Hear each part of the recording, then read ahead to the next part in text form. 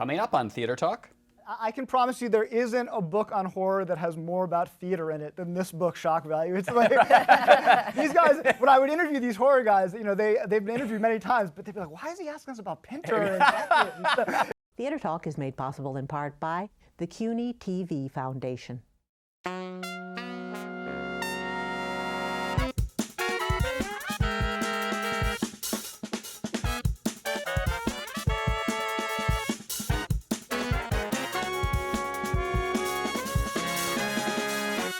From New York City, this is Theater Talk. I'm the show's producer, Susan Haskins. And I'm Michael Riedel of the York Post. And we're already laughing, Susan, because we have one of our favorite guests on. He's been on many times. He always makes us laugh. The great, great playwright Douglas Carter Beane, back on Theater Talk for I don't know how many appearances you've made here, Douglas. I get the tote bag this time. You get the tote bag. And Douglas is here because he has a terrific new musical about to open on Broadway called Lysistrata Jones. Wonderful, wonderful musical. And he's brought with us someone that I'm going to let you introduce to our viewers, Douglas. Well, this is my writing. I put you on the spot. What's my name? Yeah, what's his name? It's on your clipboard. Right, Lewis Flinn. No. No, we're kidding. This is my partner, Lewis Flinn, who is my partner in life and also my partner in writing the show. Who has written the music? Music, lyrics, orchestration. And what does that mean you've done, Douglas? I do the gazinda. I do what goes into the next number. Now, is this the first time you guys have ever worked together? We actually met Mark Brokaw. I had written a play called Music from a Sparkling Planet, and I had written it to go with a certain composer's music. And Mark Brokaw came on as director and said, I have a composer I'd like to bring onto the project, and it was this one. And I was furious. I hated him the moment I met him. And, well, I hit it well. I was professional. And then that show ran its course, and when it was done, as we say politely. And then I met Lewis at a cocktail party afterwards, and we hit it off, and we've been together. So you guys, was there actual creative tension between the two of you in the musical you first worked on that went off the rails? I'm asking you. No, as soon as he heard my score. Oh, love. It wasn't a musical. It was a play with music. And then Lewis also did the music for A Little Dog Laughed. Right. Now, how does it work, though, guys, when you're partners in life and you're writing together? What happens if he writes a song that you don't like very much? How do you tell him? Well, it's usually the other way around.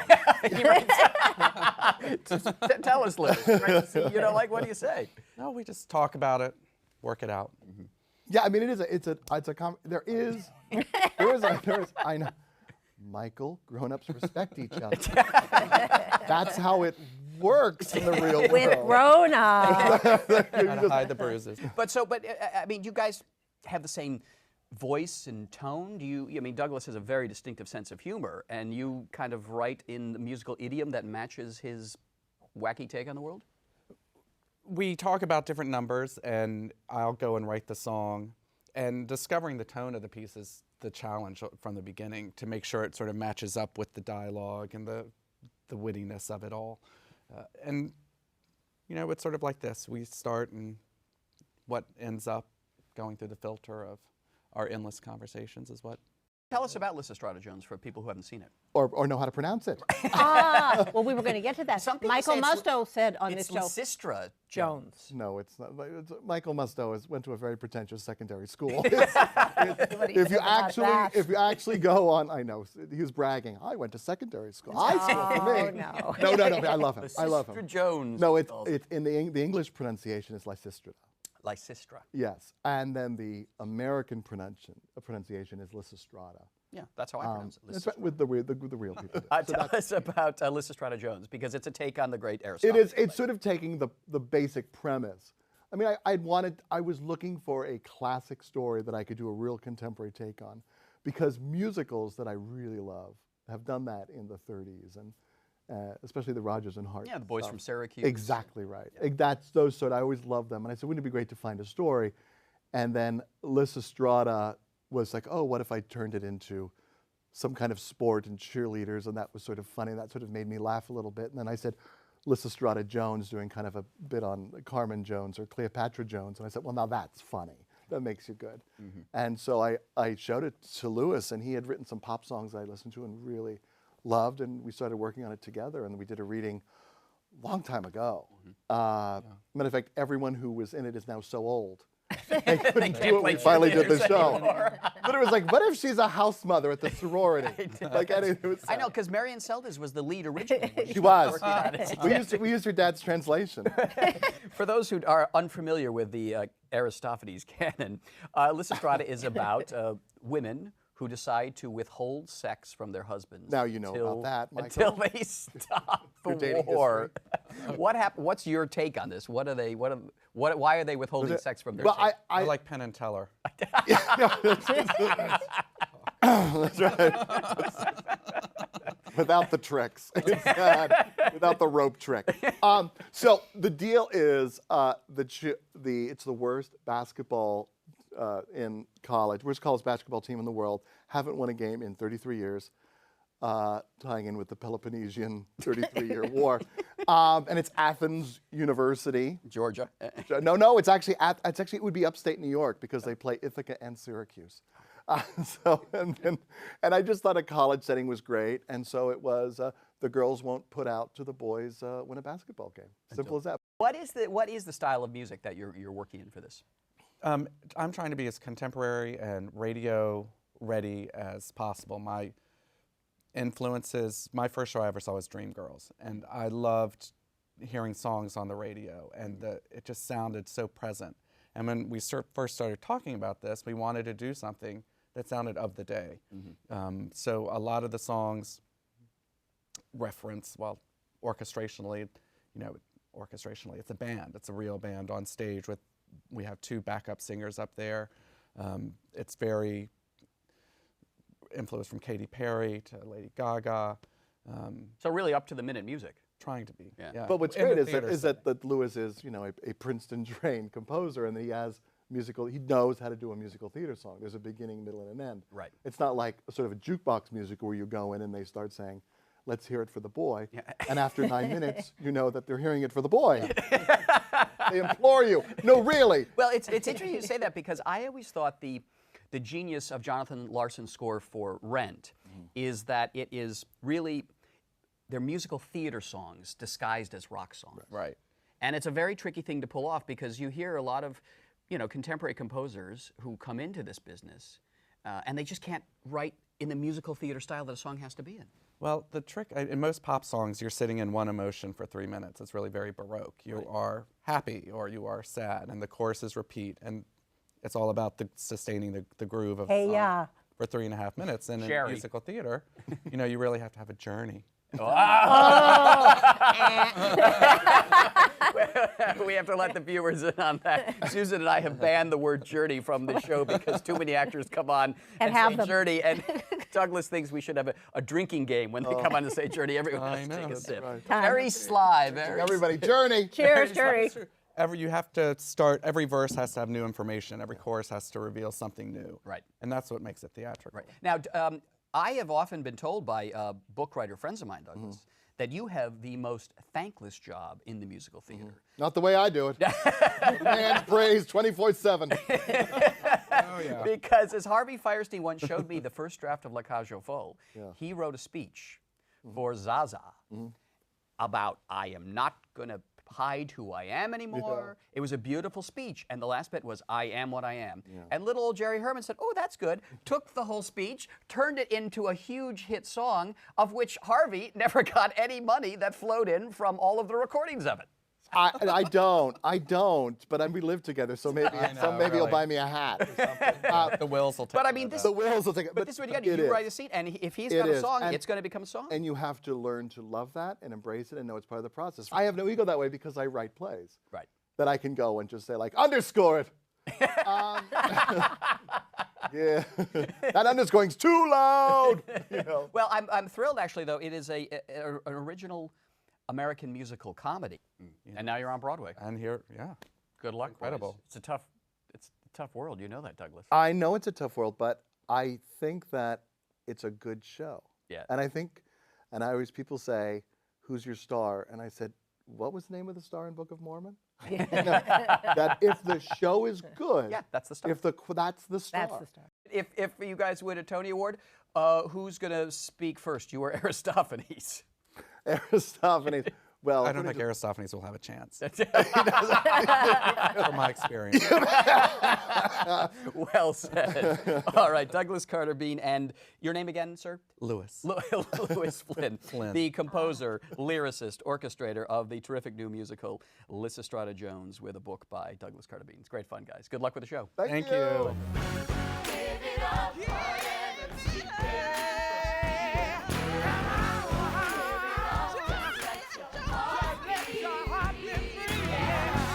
Susan, we're going to take a break from all the horrors we have to suffer through on Broadway most of the time to talk about some actually interesting, scary things. We're going to talk about horror movies today with our good friend Jason Zinoman, who is one of the drama critics at the New York Times, and he's got a terrific new book out called Shock Value: How a Few Eccentric Outsiders Gave Us Nightmares, Conquered Hollywood, and Invented Modern Horror. Welcome, Jason, to Theater Talk. Great to be here. All right. What is, in your mind, the most important horror movie of the last 25 years, the seminal one? I'll say the last 40 years. Last 40 All right. years, I would say the most important one, it's either got to be Texas Chainsaw Massacre or Halloween or Alien. The question there's a couple questions. What's the scariest horror film? Or what's the best horror film? Or your question, what's the most important? In terms of influence, Halloween is probably the most ripped off movie. It's one of the most ripped off movies of all time. John Carpenter's great movie where the Michael Myers and all that kind of That stuff. Michael Myers character has been imitated constantly. You see it in everything from movies, horror movies, to like No Country for Old Men, mainstream movies, to Hillary Clinton's 3 a.m. campaign ad. You don't see the Myers character, but you see the shaky camera point of view of the killer.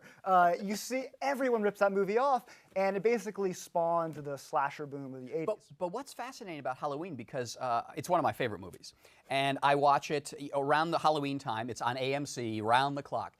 But what is so fascinating about it is that the pace of that movie is stately compared to what horror movies now. That build for, just the girls walking home from school, the car follows them, Michael Myers just appears behind a bush. It moves at such a stately, creepy pace. And now everything is this slasher, fast, fast, fast. What happened there? It's really true. It's true of the whole decade. If you look at Alien is an incredibly slow, it starts incredibly slow. Yeah. Texas Chainsaw Massacre also, one of the wonderful things Texas Chainsaw Massacre is it starts very fast, and then at the end of the movie, when they really have you in your hands, the movie stops and becomes a one-act play.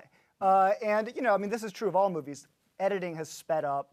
It's become all about the quick shock. It's become about what monsters you can show as opposed to what you don't see. In a lot of these movies, people think that they're really bloody and really gory, but when you actually watch them closely, Halloween certainly, but even Texas Chainsaw Massacre, which the title alone evokes gore, right? Actually has very little blood.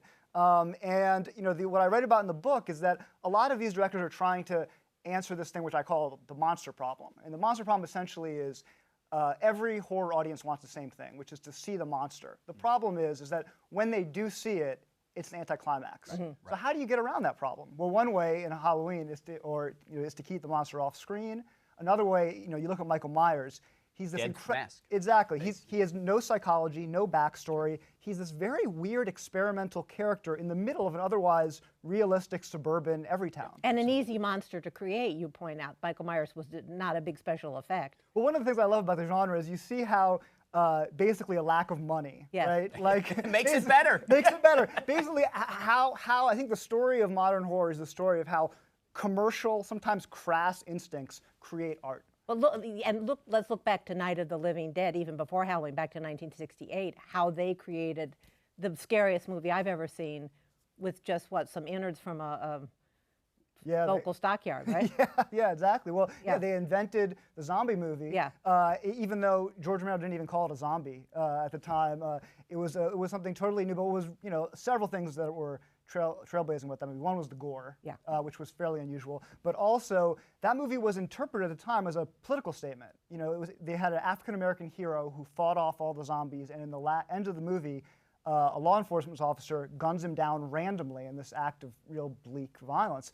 And the critics, French critics, from Cahiers du Cinéma, they said this is this trenchant commentary on American politics. Although Of race relations in America. Though because I have to say, as a late night viewer at the Waverly Theater, I did not interpret it. And that, I think, made people view it also through the prism of race. Now, of course, Romero, when you ask him, well, why did you cast this African-American hero, which was unusual, there's not that many leads, black leads at that time, he said, well, I live in Pittsburgh. There's not that many good actors around here. He was the best guy for the part. Yeah. And it becomes a political statement. Although later on you could say with Romero's Day of the Dead or Dawn of the Dead, later ones, the one that takes place in the mall. Right. I always thought this is kind of interesting commentary on the consumer culture being consumed in this mall. So maybe later on he begins to put more sort of political messages in. Oh, no question. I mean, the interesting stories, usually when people talk about playwrights or directors listening to what the audience says, responding to what the audience wants, they consider it pandering. Well, here's an example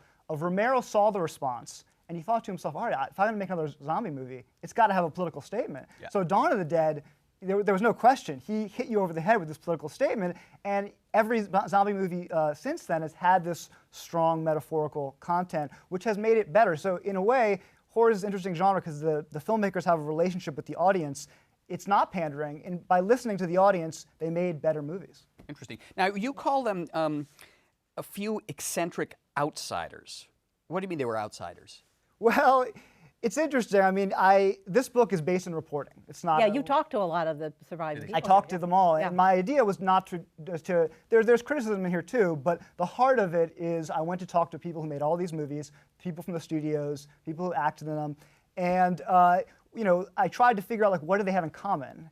And one of the things is they all sort of they identified as being kind of oddballs, misfits. They had bad relationship with their parents or authority figures. They saw themselves as these kind of misunderstood, kind of nerds, and they cling to this narrative even when it wasn't true. And I think there's something almost romantic about it. You see it in the appeal of something like Frankenstein, which is like the misunderstood monster in Frankenstein, Right. and. I think that whether or not they were really outsiders, the fact that they saw themselves that way, and that came through in the movies and how you look at some of the monsters, and I think is integral to why these movies are great. The other key thing to understand about this period in the late 60s and 70s is horror was an incredibly disreputable genre. John Carpenter said it was barely more reputable than pornography, right? Right. That's changed. So everybody you talk to who directed films, Wes Craven, John Carpenter back then, you get a sense they're mildly embarrassed to be in the genre. Today, if you talk to horror directors who make movies today, they're incredibly proud because they're in the footsteps of Night of the Living Dead, these classic, great art films. What was the Hollywood movie? They always say Jaws was the thing that created the blockbuster. What was the horror movie that suddenly elevated the genre from being the B-list, the basement area here where you're embarrassed to be working, to suddenly making it a really profitable thing that Hollywood studios wanted to do? No question, The Exorcist. The Exorcist. The Exorcist changed everything. Really? Changed everything. Well, The Exorcist, it got Academy Award nominations. Right. That Lee J. Cobb, the original Willie Loman, was in it. It had great actors. Yep. It was also stately. It was beautifully shot. It legitimized the genre, though. It legitimized the genre, and tellingly, William Friedkin then and now doesn't call it a horror film. He's the only person on earth who doesn't call The Exorcist a horror film because at that time, horror was shorthand for bad. Yeah. But The Exorcist was such a huge hit and also was critically respected. James Baldwin wrote about it and all this, that suddenly the studio started buying up all this horror talent. So people like Tobe Hooper, who made Texas Chainsaw Massacre, got a contract and came out to Hollywood. And studios started to see, okay, we can make money on this. It was the beginning of what you see now, which is that horror isn't some little niche anymore. Yeah. Horror is the meat and potatoes of the business of Hollywood. Nightmare on Elm Street 7, 8, 9, 10. And last weekend, Paranormal Activity 3 made $56 million. It's the horror, and it's not. There's no more horror phase. And one of the ideas behind writing this book is that I think in order to understand popular culture today, you can't be like what my parents were like, and they just said, well, we just not going to pay attention to horror. If just in my job writing about theater, I did a story a couple years ago about the influence that horror has on playwrights. When I talked to Tracy Letts, Martin McDonough, Connor McPherson, these guys loved these horror films from the 70s. They were a huge influence on them. Yeah. And you need to, horror is just a huge part of mainstream culture now. But you say in your book, though, that it was a playwright who had a profound influence on horror. No genre. playwright had a greater influence on horror than Than Pinter. Harold Pinter. Jason Zinoman. I can promise you there isn't a book on horror that has more about theater in it than this book, shock value. It's like, these guys, when I would interview these horror guys, you know, they've been interviewed many times, but they'd be like, why is he asking us about Pinter and Beckett and stuff? And did they know who Pinter and Beckett were, these guys? well, that's what I found, which was amazing, which was that because these guys were sort of embarrassed to be in horror, their influences were much more diverse than the people who make movies today. A lot of them, like Craven, didn't know much about horror films, but he really loved, you know, he did know about Sartre and Beckett, and most importantly, Pinter comes up again and again. William Friedkin made the first film adaptation of The Birthday Party, which is a terrifying play, actually. Yeah. And he says that, you know, the Pinter's, you know, pause and what is unsaid and the kind of oblique menace in The Birthday Party made its way into The Exorcist. And I believe it. If you watch it, and not to mention, if you look at who starred in the first Broadway productions of Pinter, Ian Holm, who was, you know, the key figure in Alien, Donald Pleasance in Halloween, Robert Shaw from Jaws. There's something. Working on Pinter teaches you a lot about horror. And in a lot of ways, the 60s, which I think is not as potent a time for horror, the scariest things out there were Ionesco, Beckett, Pinter. Yeah. You know, when he asked you what was the Hollywood legitimizing film, I thought you were going to say Rosemary's Baby. And we love the 1968 a little before The Exorcist, but we love the fact that it was written by a kind of failed playwright, Ira Levin, and that the key plot point was that he sold her soul to get apart. To get apart. So there is this influence out there. I think the Pinter point is very, very well taken, though, because when you see those movies, oh God, what's his name? The crazy one who used to, no, the crazy one who worked in the video store, who's a big movie maker now. Tarantino. Yeah. When you see Pulp Fiction, you see these guys in these dark suits who you don't really know what they do except they do bad things. I happen to be seeing, maybe it was The Birthday Party, I forget what Pinter play, and these men come in and they're wearing dark suits and you're not quite sure what they do, and I thought that's Tarantino. Oh, the story of The Birthday Party is two mysterious guys come in to and interrogate this guy and keep asking him these questions, but it's very hard to figure out what they want. Yeah. But you know they're aggressive, and you know they mean trouble, and they break. I remember because it's actually one of the first times I ever was scared. Is my mother directed a production of The Birthday Party, and when I was a little kid, I saw it, and they broke his glasses. And as a kid who wore glasses, there's nothing worse than breaking your glasses. You can't see. It was horrible. And before dragging him out, and you never really know what they're after, and that's what makes it the most scary thing. One of the themes of my book is I try to look at, you know, what's the scariest thing in the world? And I asked all these guys, what's the scariest thing in the world? And, you know, a lot of them cite this one writer, H.P. Lovecraft, who's kind of the father of literary horror, and who says that the scariest thing in the world is the fear of the unknown. Right. And that's what you see in Birthday Party, is that you never find out the fact you don't know what they want is what's most scary, and that's what you also see in these movies. And you see Michael Myers in Halloween. Why does he want to kill Jamie Lee Curtis? She has no relationship to his past or anything. Why her? And the incredible thing is how frequently the sequels and remakes misunderstand that essential point, because later on in the Halloween series, they have to explain. They made Jamie Lee Curtis's character his sister, but the fact that you didn't know is exactly what's so terrifying. That's right. That's right. Why Linda Blair? Why this little girl in Georgetown? Why does the devil go into her? Well, that's interesting. I mean, in my book, there's an argument behind the scenes of The Exorcist between the director, Friedkin, who wanted to keep it unknown and wanted to keep it suspenseful, and the writer of the book, William Peter Blatty, who's a very devout guy and wrote and saw The Exorcist as a religious book. Right. In fact, he thought that if you could convince people there's a devil, you could make them believe there's a God. And he had a very firm idea of why the devil was picking this girl. It was mainly to get at this priest who was having a crisis of faith. And what's interesting, you see this in a lot of movies, is that they would kind of battle behind the scenes, and Friedkin said, I'm not making a commercial for the Catholic Church here, right? And they ended up, Friedkin mostly won this battle. Yeah. But then in 2000, they re-released it, and he recut it, doing all of Blatty's changes, explaining away why they did it, and it wasn't as good. It's not as good. And now you've talked to Friedkin, and isn't he sort of become more religious? Yeah, I mean, Friedkin, in the book on that, Friedkin it's a very fascinating relationship, because it's almost, he has developed, he's sort of, it's almost like Blatty lost the battle but won the war. Friedkin, who was a secular Jew from Chicago, Who's now Catholic. now he believes in the demons. He believes that they're, Unbelievable. he's been a convert.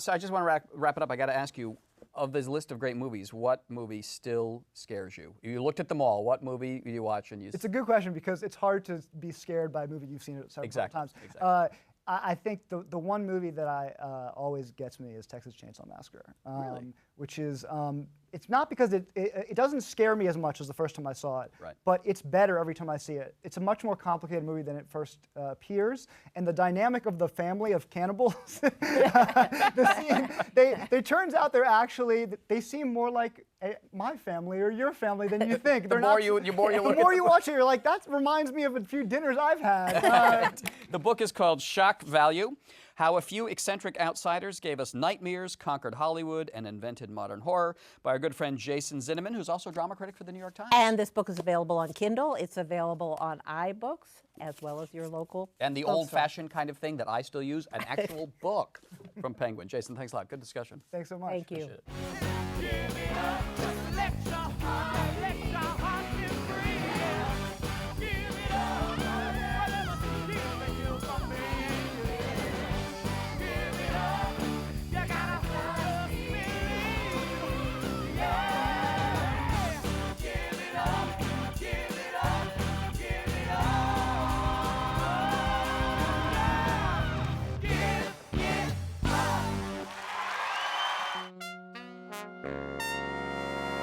Our thanks to the Friends of Theater Talk for their significant contribution to this production. Theater Talk is made possible in part by the Frederick Lowe Foundation, the Eleanor Naylor Dana Charitable Trust, the Alan S. Gordon Foundation, the Corey and Bob Donnelly Charitable Fund, Carrie J. Fries, the Dorothy Strelson Foundation, the New York City Department of Cultural Affairs, and the New York State Council on the Arts, a state agency.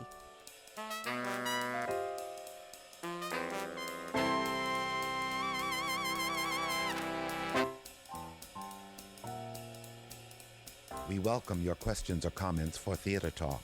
Thank you and good night.